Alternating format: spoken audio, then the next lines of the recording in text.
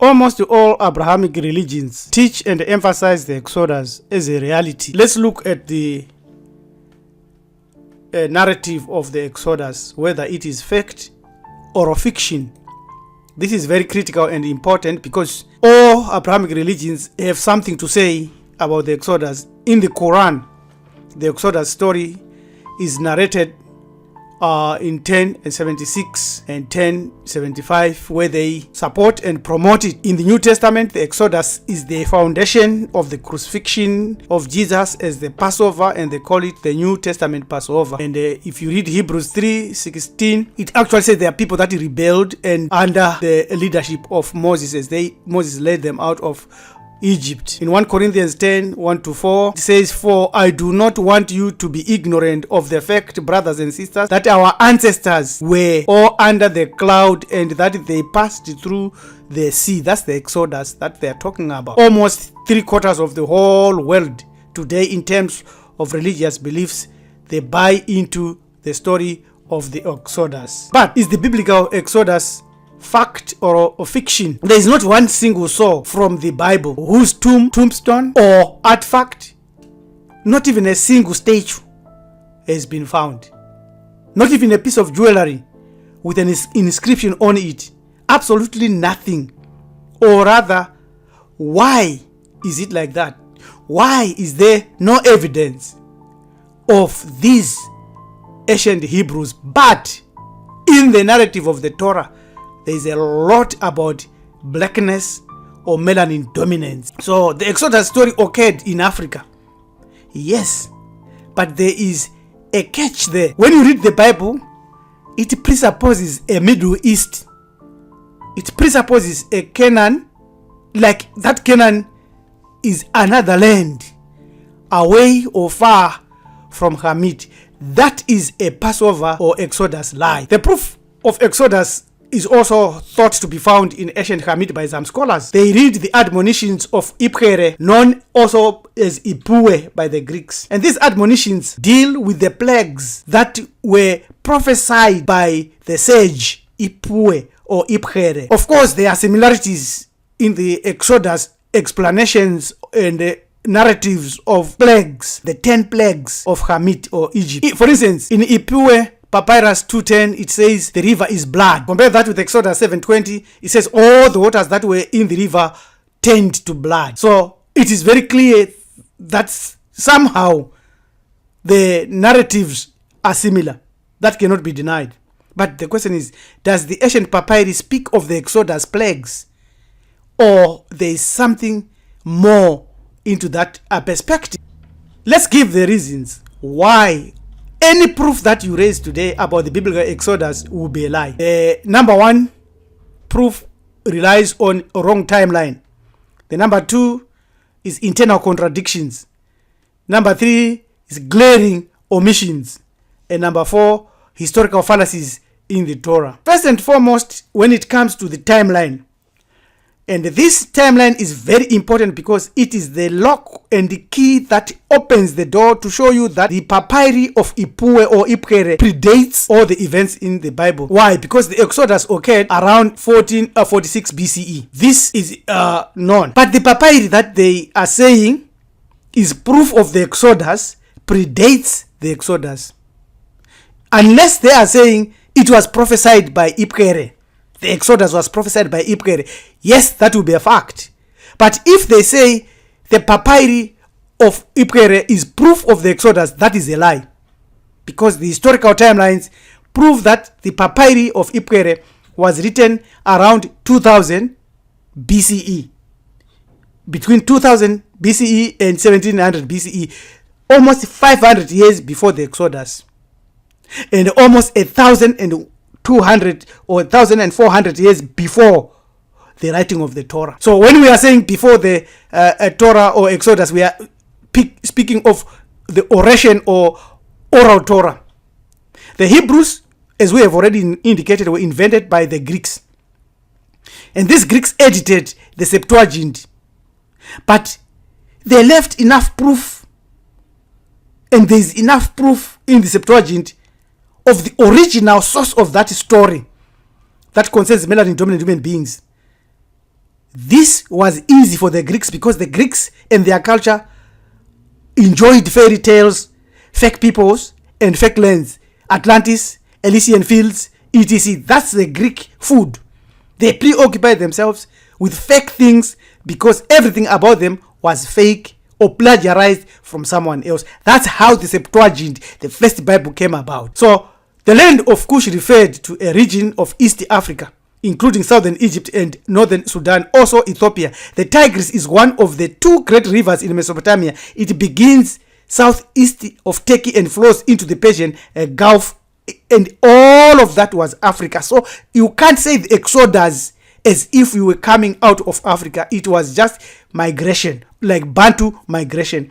The descriptions about the Exodus written in the book of the Torah were edited 1,000 years after the events by the Greeks, who loved to create mythical races and traditions.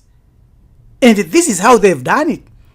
So this, all what you read in the Torah now, and you find that the ancient Israelites going to Assyrian captivity like that, and all modern Israelites in Iraq as Hebrews and as black people, and this is the accurate image of what the Hebrew prophet would look like. All this comes from the interpretation of the vestiges that were left from the narrative that was given by our melanin dominant ancestors under the Greek hegemony as they built and wrote the Septuagint.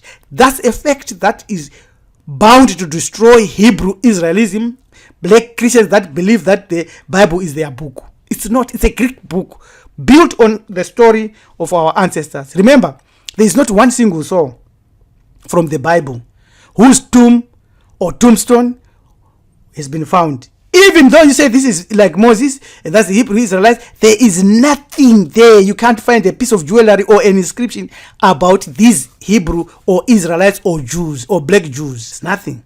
Making the Exodus a story or fiction is true because it was based on melanin dominant narratives. The evidence is here shown in Acts 7, 20-20, where we are told that Moses learned these things from the wisdom of the ancient Camites and plagiarized that. And though they say mighty deeds and mighty words and so forth, but they are giving you and telling you where the story came from. So let's look at the internal contradictions. The Bible itself, when it speaks of the Exodus, tells you that all the cattle were killed twice. If you read Exodus 9:6, it says all the cattle of Egypt died.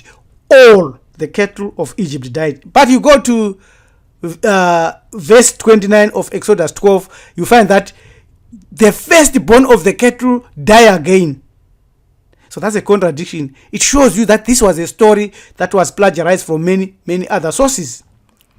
Let's look at the glaring omissions that you find in the Torah or in the Exodus. First, the Exodus does not tell you who the Pharaoh of the Exodus was. Why? Because it is difficult to determine who that Pharaoh was. Because the authors of the Exodus account did not know. They were not inspired. They were just editors, scribes, writers with no inspiration from anything else other than research and from books that they had. So those who wish to believe in the biblical Exodus are doing so on faith, not on facts, which according to almost all people that study this, is very clear that the Exodus did not occur. That's the fact number one, glaring omission of the Pharaoh of the Exodus. Number two, the Torah and the Exodus ignores artifacts like the pyramids and the Sphinx. In the books of Exodus, Numbers, and others, you find the story that the Hebrew slaves built the pyramid is implied, but that has been debunked so many times. It's now a fallacy. Nobody can stand by it. Let's look at historical fallacies that are implied in the Torah and other homiletics. These prove that the biblical Exodus narrative is not a fact, but fiction. First, the historical inaccuracies plant the idea that the Egyptian empire had a northern border on the Suez Canal. That what you would think that the border was here, and that the Israelites would trek somehow across the canal into another land where they would meet strange people. But that is not correct. That is a lie, because the Kemetic or African empire that dominated the whole world covered even where they were going, and the Egyptian empire was strong and so powerful between 1600 and 1200. So the Exodus would never have occurred. The Hebrews would have been vanquished, destroyed. I will prove, this video will prove that they were actually vanquished and destroyed. But not the Hebrews, but another group of people. So let's continue. These historical errors are hidden in subtle assumptions. These are the subtle assumptions that the southern part, the southern border of ancient Hamit is here, and that it is here. It is not. The whole of Africa was influenced and controlled and run by these powerful dynasties that eventually built Hamit to its highest level. From 1700 BCE, we had Marujepfure, who was king of this whole area. And then later on in the 1600, the group of people, melanin dominant people who had friends from East Asia, conquered Hamit under the titular name of the Hyksos. So they ruled and took over. They were rulers of foreign lands, yes, because they came with other people who influenced them. You can see them here. But their kings were melanin dominant human beings like that. This is the source of the story of the Exodus. And then 3 powerful queens and a king and their son Ahamos and his wife Princess Nebuchadnezzar fought and drove out the Hyksos. This is the story. So the Hyksos were defeated, and Ahamos the first expanded the kingdom across Avaris all over up to the Euphrates and drove the Hyksos out. And that is the source of your story that you believe as the Exodus, which was more of an expulsion of melanin dominant sellouts and adventurers from Canaan with their Asiatic and mulatto friends who attacked their weakened rulers in Hamit Confederation. And starting in 1767 BCE, Pharaoh Ahmose I eventually managed to defeat and expelled the Hyksos from Hamit, reuniting Hamit and establishing the new kingdom. When between 1567 and 1085, the same period you are taught that these are the dates of the Exodus, where there was an Exodus. But there was no Exodus. There was an expulsion of the Hyksos. That's the source of the story. So the new kingdom, listen to this, was characterized by a new militaristic and imperialistic path. A more professional army was developed by Ahmose the First after driving out the Hyksos. So you tell me that you could defeat this pharaoh, you could defeat this militaristic hegemon which was so powerful, it drove out the Hyksos. No, there was no Exodus. It's a fictitious story crafted by melanin recessive human beings, but it's built on an earlier expulsion of the people called the Hyksos. The myth of Moses, the liberator of the Hebrews, is a plagiarized corruption of the story of Pharaoh Ahmose, whom the Greeks call Ahmosis, and his queen Ahmose Nefertari, who were rulers of Upper Hamit and liberated Lower Hamit. These they came from southern part, from the Kenya, South Sudan, Chad, Uganda, the Congo area. This is where Ahmose came from. Up to Sudan, Ethiopia, they and drove out the Hyksos right up to Canaan, out to the Euphrates River, East Asia, West Asia, where they came from. Very, very clear. There is Ahmose the First. He was a melanin dominant king, and there he is driving out the Hyksos here, the melanin recessive Hyksos. So, is the story of the Exodus and its narrative fact or fiction? It is fiction, but built on certain stand-out vestiges of a real occurrence of the battles that our ancestors had as they drove out the invaders. And the Greek society invented Judaism, and they wrote the Bible, wrote the Quran, and they wrote the New Testament, and inserted the Passover myths, purposefully aimed at destroying African spirituality, African culture, and our gods by demonizing them. Therefore, if you are a melanin dominant human being and you follow Christianity, you follow Islam, even the nation of Islam, you follow Black Hebrew Israelism, or anything else that is not African tradition like Buddhism, Hinduism, Taoism, anything else, you are a sellout and you are engaged in the destruction of your own Ubuntu Ma'ati spirituality, physically and spiritually. If you neglect researching and practicing your history, others will take advantage and utilize it. I want to leave a message. Message is repent from believing and having faith in the Exodus. And like what one of the laws of Ma'ati says here, 33, it says, I will not act against my ancestors. The other version says, I have not committed treason against my ancestors. I will not blaspheme the one most high who dwells beyond the chasm.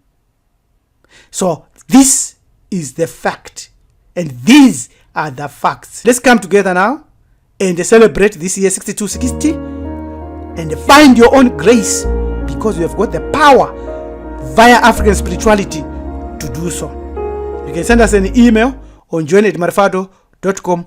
If you have got any question, subscribe to our channel, share and comment.